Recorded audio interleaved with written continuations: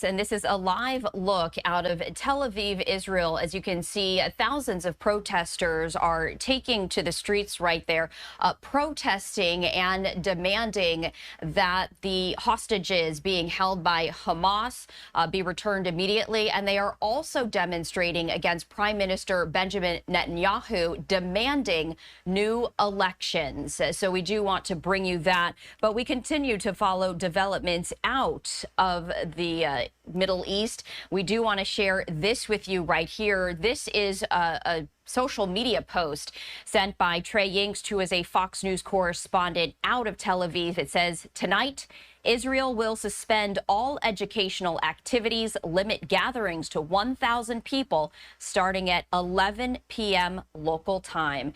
And we also want to share this live look with you from the Israel-Lebanon border right there, as again, we continue to follow developments out of the Middle East. President Biden actually returning to the White House this afternoon to consult with his national security team about the ongoing situation in the Middle East. This comes as the U.S. Embassy has issued an alert in Israel warning of an imminent attack by Iran. Also happening earlier today, Iran's Revolutionary Guards seized an Israeli-linked cargo ship.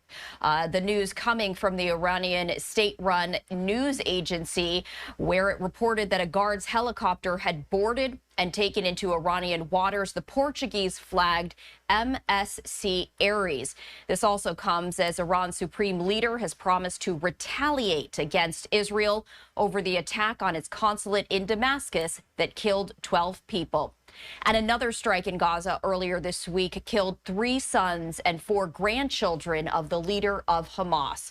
Israel's foreign minister threatening earlier this week that his country's forces would strike Iran directly if the Islamic Republic launched an attack from its territory against Israel. And again, tensions continue to ramp up as President Biden now returning from his weekend at the beach to the White House to consult with his national security team about the ongoing situation in the Middle East. We do want to bring in Javed Ali, who worked at the Defense Intelligence Agency as well as the Department of Homeland Security before joining the FBI. He is now an associate professor of practice at the University of Michigan, Ann Arbor. Javed, thank you so much for taking the time to speak with us. Stephanie, thank you. Always good to be with you. Absolutely. And I do want to get to the very latest news that President Biden is now heading back to the White House to discuss with his national security team the situation in the Middle East. What does that indicate you as he leaves his weekend beach house to head back to D.C. for this matter? Well, Stephanie, you did a really nice job at the beginning, walking through all the different things that apparently are in motion. And if President Biden has returned from Rehoboth or wherever that vacation spot was to the White House, that to me is another signal that this is the White House sort of preparing for this next step that, by all accounts, it looks like Iran is ready to launch what they perceive, the Iranians perceive, to be a retaliatory strike for the Israeli attack against a facility next to their embassy in Damascus. And if the president is coming back, that means the entire national security apparatus is probably going to convene at the White House, either virtually or in person, to walk through what does everyone know at a particular moment in time, probably in the next few hours. How solid is the U.S. or Israeli intelligence about what that Iranian threat looks like, and then what potentially can the U.S. do, or what will it do if these attacks unfold? So there's so many things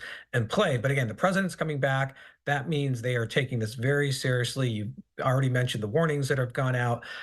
So I think the international sort of community just kind of waiting for the next shoe to drop. And I think that will be this Iranian attack in whatever form it takes shape.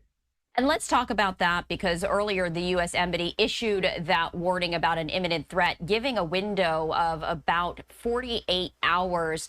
Can you speak more to the fact that they actually gave this very specific time frame, not leaving it open-ended? And I imagine, as you said, from an intelligence perspective, they had reason to believe that Iran might be striking very soon. Well, going back to even Thursday into yesterday, there appears to have been what must be fairly good intelligence about that Iranian ramp up for their reprisal attack. And based on other media reporting that's come out over the past 24 hours, it looks like that attack, based on sort of these disclosures that are being made to different reporters, that it will very likely involve some combination of Iranian launched cruise missiles, ballistic missiles, drones, all weapons that they have used uh, over the past couple of years against different targets. They haven't done something like this in Israel.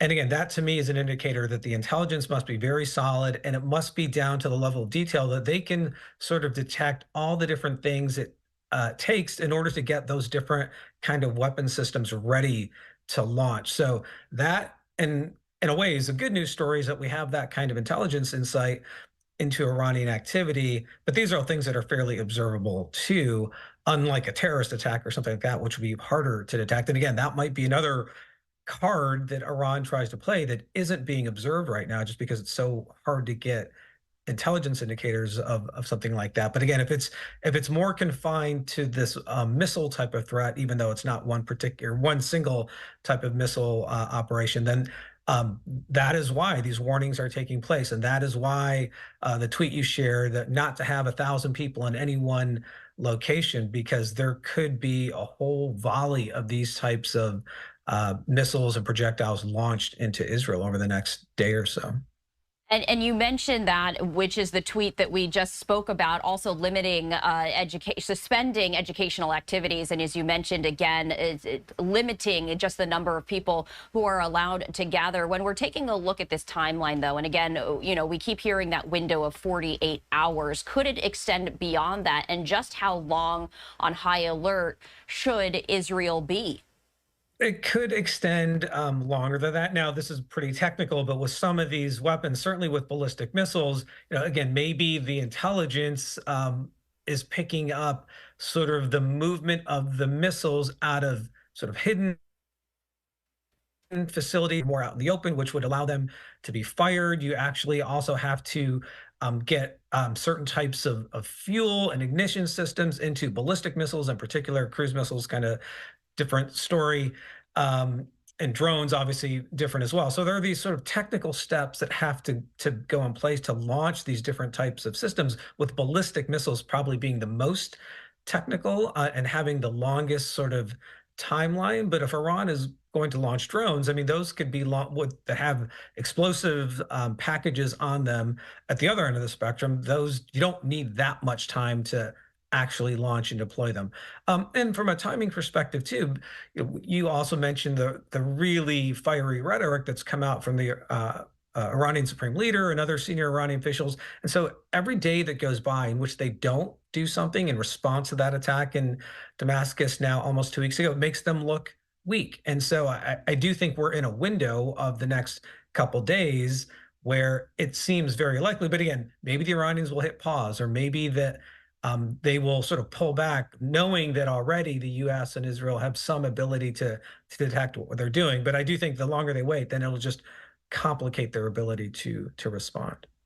And especially with, as you mentioned, the very fiery remarks from Iran's leaders saying that they will retaliate for that deadly strike on their embassy in Damascus. Could this be common ground between Israel and the U.S.? Because as we've been seeing in the growing weeks, there have been fractures between how President Biden and his administration want to see Israel handle the situation in Gaza. But again, there's that commonality now of preventing Iran from striking Israel. Yeah, this seems like it'll bring Israel and the U.S. together, that in a way is separate from the campaign inside Gaza itself. And Israel has struck targets related to the Islamic Revolutionary Guard Corps and even the Quds Force, this unconventional warfare wing of Iran, and those were the a number of the individuals who were killed in Damascus were part of the Quds Force. And I wrote an opinion piece about this a couple days ago, and this is what I tried to sort of put in that assessment: that the fact that so many Quds Force officers died in that strike, the fact that two of the seven, at least two of the seven were generals. As far as we know, the Iranians have never lost that many Quds Force officers in a single operation, either by the U.S. or Israel. So this was an escalation of pressure against them, and this isn't like the previous type of strikes that have happened against Quds Force personnel in the field or facilities in Iraq and Syria. This is dramatically different. So that's why I think we're seeing a different tone from the Iranians, and that's why it looks like the Iranians are preparing a response that is so qualitative and quantitatively different than anything they may have tried to do against Israel in the past. And you made a really good point that I want to reiterate is that what is happening with Iran is separate with Israel's ongoing conflict with Hamas. But how might what is going on with Iran influence, if at all, what is happening right now in Gaza between Israel and Hamas? Well, Hamas, what's left of it, because obviously Hamas has been under tremendous pressure by the IDF over the past 6 months. Does this relieve some of that, the military campaign against Hamas in southern Gaza? And that's where the bulk of the next phase of the campaign is probably going to happen. And when we talked last week, based on the developments then, for the most part, there had been sort of a tactical pause or even a withdrawal of a lot of IDF forces in southern Gaza. So, how does this play into that aspect of the campaign? That's another interesting um, point. Is Iran trying to coordinate with what's left of Hamas to have Hamas sort of fight back dramatically in a way it hasn't been able to over the last few months because of the pressure against it in Gaza? That's another question. And going back to the U.S.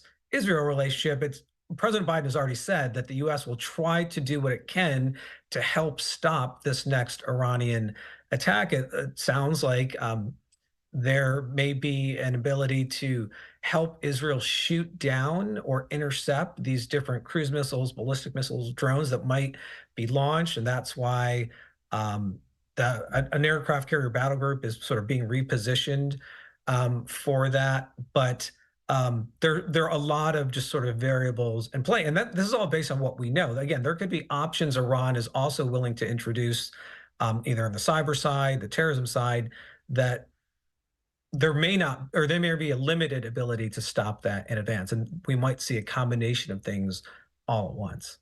Before we let you go, Javed, is there anything else that you would like our viewers to really keep an eye out for, or anything in the coming days that you feel is important to share?